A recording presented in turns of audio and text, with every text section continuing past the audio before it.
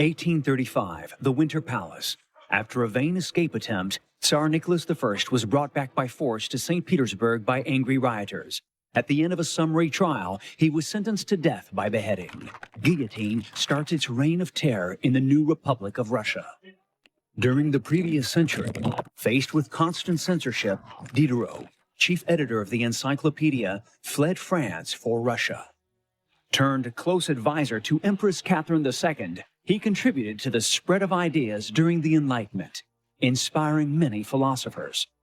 These new ideas have enraged the Russian people in the grip of deep poverty. Today, revolution has overwhelmed the Russian Empire.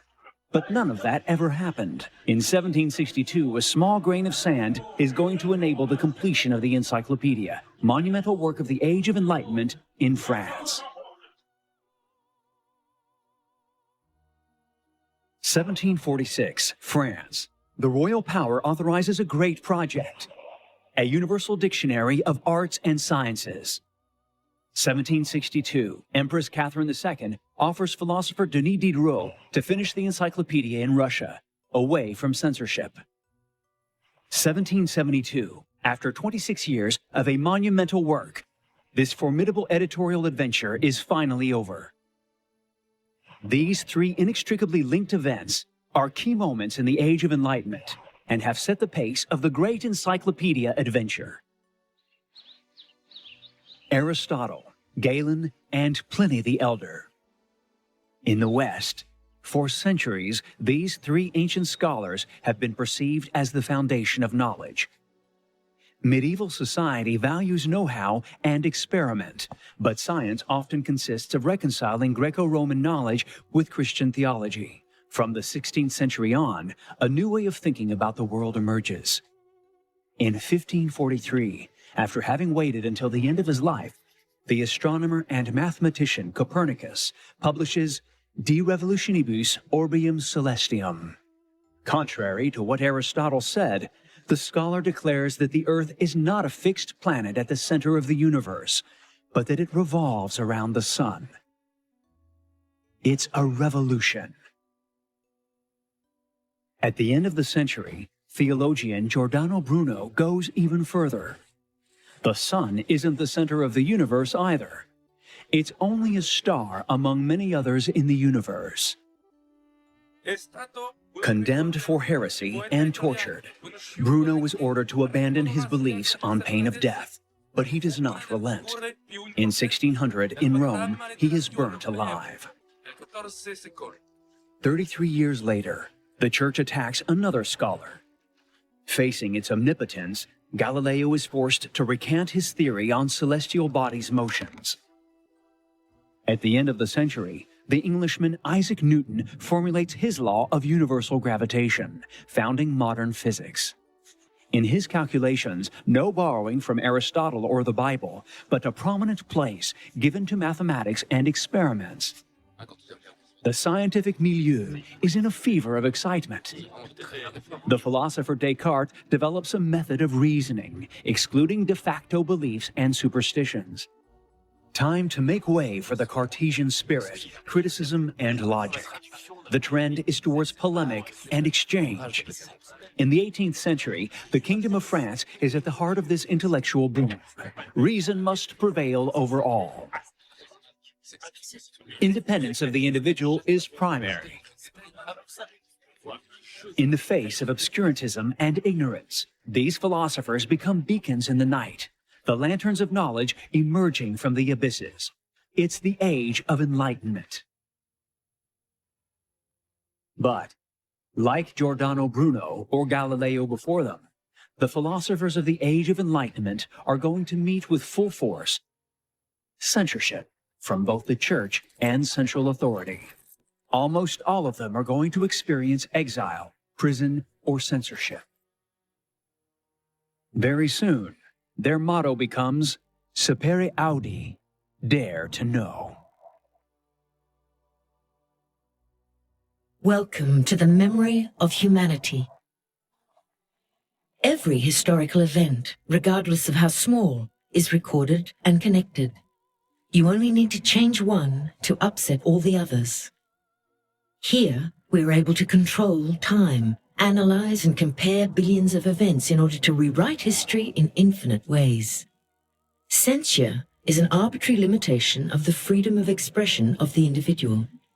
In the 18th century, in France, it is the responsibility of the royal censors. Only a few philosophers of the Age of Enlightenment escaped it. Montesquieu, Voltaire, Diderot, Rousseau, Helvetius, and many others. In 1789, during the French Revolution, the National Assembly adopts the Declaration of the Rights of Man and of the Citizen. Articles 10 and 11 very clearly state that no one may be disturbed for his opinions, even religious ones, provided that their manifestation does not trouble the public order established by the law, and that any citizen may speak and write freely. Theoretically, a Frenchman is thus free to speak. However, today, France is only ranking 33rd in the world for the freedom of the press. Let's go back. 1745, Paris. The German scholar Gottfried Celius is in town. He has to meet a certain Le Breton, publisher, to present him with a project: the translation into French of the Encyclopedia, an English-language universal dictionary. The word encyclopedia comes from Greek and means body of knowledge for a complete education. Unlike a dictionary that defines the words of a language, an encyclopedia explains things in a universal way. It compiles and summarizes the whole of knowledge to make it available to all. An encyclopedia is thus necessarily a substantial and bulky work. And at this time, no work of this scope has yet been published. The initial translation project comes to a sudden end, but for Le Breton, the idea is launched: the edition of a great universal dictionary of arts and sciences, actually a real encyclopedia. He obtains a 20-year royal privilege, the exclusive authorization to print and sell this work, a publishing concession. Editorial supervision is entrusted to Abbot de Gois de Malves, mathematician, member of the Royal Academy of Sciences, and professor at the Collège de France. The scholar immediately surrounds himself with collaborators, among them Jean-Laurent d'Alembert, himself a member of the French Academy of Sciences, and Denis Diderot, a translator. But very soon, the abbot leaves the project. Diderot and d'Alembert are then given the weighty task of taking over the direction of the project. And if, at the beginning, the intentions of the publishers were relatively modest, those of the two new publishers are less so, because Diderot and d'Alembert embodied the spirit of the Enlightenment perfectly. Their watchword: accept nothing without proof, and encourage thinking. Their ambition: open the doors of knowledge to as many people as possible, fight superstitions and obscurantism, ensure that reason prevails. Diderot, in particular, doesn't seek to put a rigid system in place or a new method of thinking. On the contrary, he questions, raises incoherences, lets the readers think by themselves. But he proves himself reckless. In 1749, following one of his anonymous publications, he is imprisoned for 3 months in the prison of Vincennes. The tone is set.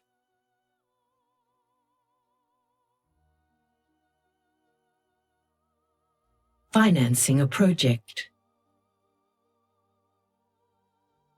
The publishing world of the 18th century is very different from today's. Despite the progress of printing, the manufacturing process remains tedious. Paper itself is a very costly material and of variable quality. To finance such an ambitious project, encyclopedists turn to the system of subscriptions. A subscription is a pre-purchase. The future client accepts to pay in advance to allow for the publication of the work, and gets a copy once manufacturing is complete. It represents a risk. he cannot be certain either of the delivery schedule or of the final quality. To convince subscribers, Diderot then writes a text, accompanied by an image representing schematically the structure of the encyclopedia in the form of a tree of knowledge. These types of text, named prospectus, have given their name to the leaflets we know nowadays.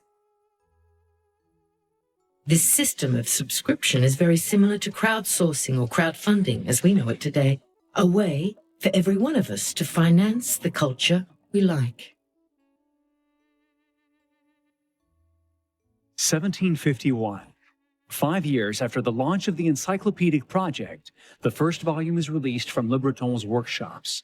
A preface by d'Alembert expounds the author's ambitions, a true Enlightenment manifesto. The following year, the release of the second volume seems to go smoothly, until one of the collaborators, an abbot, publishes a thesis. It includes rational explanations for Jesus Christ's miraculous healings. It's a scandal, a blasphemy.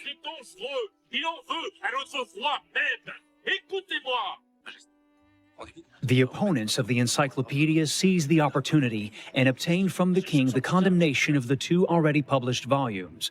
It is prohibited for anyone to sell, buy, or even to simply possess copies. The encyclopedists come to fear their project might be taken over by the church and leave with the Jesuits. It's in these tough times that an ally as powerful as unexpected steps in. Guillaume de Malesherbes, Director of Censorship. His duty requires him to throw Diderot into a dungeon. However, he works cleverly to get the prohibition lifted by the king. D'Alembert, on the other hand, has learnt the lesson. He leaves the direction and becomes a mere collaborator. Diderot is left alone in charge. The publications resume, the attacks increase, and are more and more virulent as the volumes are published. In 1754, Voltaire, enthusiastic, joins the project. But on January 5, 1757, a failed attack against Louis XV shakes the public. These new, subversive ideas are bound to be the guilty party. The encyclopedists are accused of undermining royal power. Malesherbes himself is threatened. D'Alembert abandons the project. Voltaire urges all of his collaborators to show caution. But Diderot and a handful of hardliners stand firm. He urges his collaborators not to flee the fighting, not to lose ground to their enemies. In Rome, the Pope puts the work on the index of prohibited books. Any Catholic found guilty of owning a copy of the Encyclopedia is systematically threatened of being excommunicated. A royal decree revokes the privileges and declares illegal the first 7 volumes. Diderot's manuscripts are seized, but those hidden at Malesherbes are not. The head of royal censorship, taking huge risks, manages to appease people's minds. He obtains from the king permission to keep publishing, but only volumes of illustrations and engravings.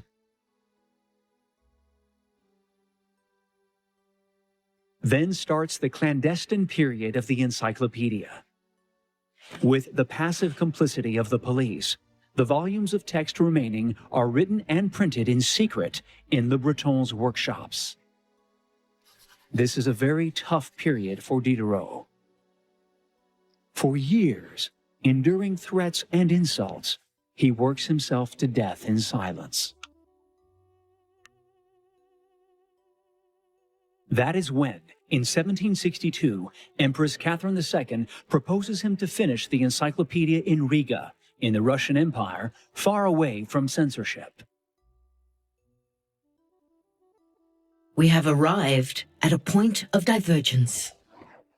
A point of divergence is a key moment, a crossroads in our history where our world can swing from one side to the other. The impact of books on our societies is very difficult to evaluate. What would our world look like without the Bible, the Torah, or the Quran? or if the works of Karl Marx or Darwin had never been published. What would have happened if, under the pressure of censorship, Diderot had accepted the offer of Catherine II? We can consider that in France, the course of history would have been pretty much the same. The French Revolution would still have happened. But for the 18th century Russia, it would have been different. Catherine II was very receptive to the ideas of the Enlightenment philosophers and maintained an intense correspondence with Diderot. The Encyclopedia would have attracted many thinkers, philosophers, and enlightened minds. Russia might have followed a similar path to that of France. Driven by new ideas of freedom, inspired by the French example, the Russian people, enslaved and miserable, would have rebelled in their turn right up to overthrowing the power and establishing a republic in Russia. We can consequently imagine a period of turmoil leading up to the public execution of the last Tsar of Russia. A guillotine in front of the Winter Palace. 1765. The last 10 volumes of text, printed in secret without a royal privilege, are published in one go, and under a false address. To circumvent the ban, the volumes are handed out outside of the city walls of Paris. For safety purposes, the name of Diderot doesn't appear on it anymore. For the chief editor, the great and cursed work is finished. The end of a 20 or so years of work and sacrifices, but also of treasons. Not long before the publication, Diderot has realized that Le Breton had exercised preventive censorship. In 1772, the last volumes of illustrations are finally completed and published in turn. After a quarter of a century of incredible work, the epic adventure of the publication of the Encyclopedia is over. Its final title, Encyclopedia, or a systematic dictionary of the sciences, arts, and crafts. Offering about 72,000 articles and thousands of illustrations spread across 28 volumes, it's a monumental work. No work of this scope had ever been published. The Encyclopedia astonishes by its modernity and by the diversity of its subject matter. It includes topics previously considered insignificant. Mechanics stands alongside astronomy, surgery, mathematics. Its conception is original in itself, a collective work with over 150 collaborators who have written articles, mostly voluntarily. Diderot is the author of a great variety of articles, especially technical ones. Numerous stories describe him pacing the fabrication shops at length to understand all of their secrets. D'Alembert, in spite of his withdrawal, provided about 1,600 articles, mainly on mathematics. But also the Chevalier de Jaucourt, this workhorse entirely devoted to the work of the Encyclopedia even in the toughest times. We owe him more than 17,000 articles, nearly 24% of the total volume. If, with more than 150 different collaborators, the quality of the articles is bound to be highly variable, never the encyclopedia could have existed without the dedication of the encyclopedists. They have defied censorship and worked clandestinely to forge, beyond the mere compiling of knowledge, a political weapon, a weapon of light. Nearly 72,000 articles in all fields of knowledge. The amount of data is, for the time, phenomenal. To structure the books, the encyclopedists have decided upon an alphabetical classification over a thematic one. All subjects are thus on an equal footing, but it makes the reading very tedious. That's why an ingenious system of cross-references has been added. At the bottom of each article, the reader is invited to go and read the related subjects. For example, the article agriculture can refer to plough or wheat. Centuries before the internet, the encyclopedists have thus invented the concept of hyperlink. In addition to the help in reading it provides, this system allows the authors to circumvent censorship. Viewed in isolation, the articles are often quite neutral, but connected together, they can convey a subversive message. It's the case with the article Nobility linked to fortune and birth, or with the article Priests linked to cult, itself linked to idolatry. The stream of cross-references give the encyclopedists the freedom censorship denies them. For the publishers, the profits have been proportionate to the risks endured. Colossal. Indisputably, the encyclopedia was the greatest publishing undertaking of its time. And this is only the beginning, because the first edition, called Of Paris, is going to generate many others. Among editions, republications, reorganizations, and translations, its development will be very prolific and lucrative. At the outbreak of the French Revolution, it is estimated that more than 25,000 copies of the different versions are in circulation in Western Europe. Today, although aged more than 250 years, the encyclopedia still seems modern. Its system of cross-references allows us to navigate between articles just like on the Internet, according to our thinking and wishes. This system, imagined by Diderot, has found its prolongation in 2008, at the time of the upload of an open-access, digital version of the encyclopedia. The cross-references have become real hyperlinks. But the Internet revolution doesn't stop here. Today, the worldwide network enables a new way of gathering knowledge. Wikipedia is a universal multilingual encyclopedia created in 2001. It is hosted on the servers of a non-profit foundation. Even though the Net Encyclopedia was, in 2017, the 5th most visited website in the world, it chose to keep its independence by not selling any advertising space. Financially, Wikipedia is entirely dependent on the Internet users' donations. In open access for reading as well as for editing, it is also in need of contributors. But this time, we are the contributors. Anyone can log into it and modify its content. It is thus prone to errors and to manipulation of information. Powerful tool of diffusion, Wikipedia distinguishes itself on a fundamental point: the wish for neutrality.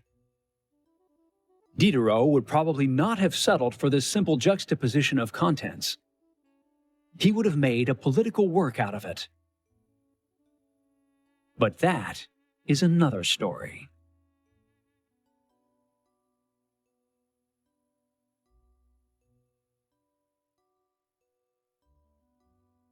Can a book change the face of the world? Diderot was convinced that with time, this work would produce a revolution of minds. The watchword of the encyclopedists encouraged the reader to think for himself, to free himself from the yoke of superstition, of fanaticism, of intolerance, and, broadly speaking, of any argument from authority. But, even though the text, simple and clear, was understandable by everyone, the encyclopedia remained a costly set of books, affordable only to the well-off, impossible today to measure its impact on the world. Is the Internet the extension of the encyclopedic project? In a way, yes. The creation of new encyclopedias or the free access to those of the past serves the ideal of knowledge gathering. But the great accumulation of data and the immense diversity of collaborators is in no way a guarantee of quality. The immediate availability of answers exempts us from searching, thinking by ourselves, putting into perspective. From there on, the question is it still a matter of knowledge or of only information?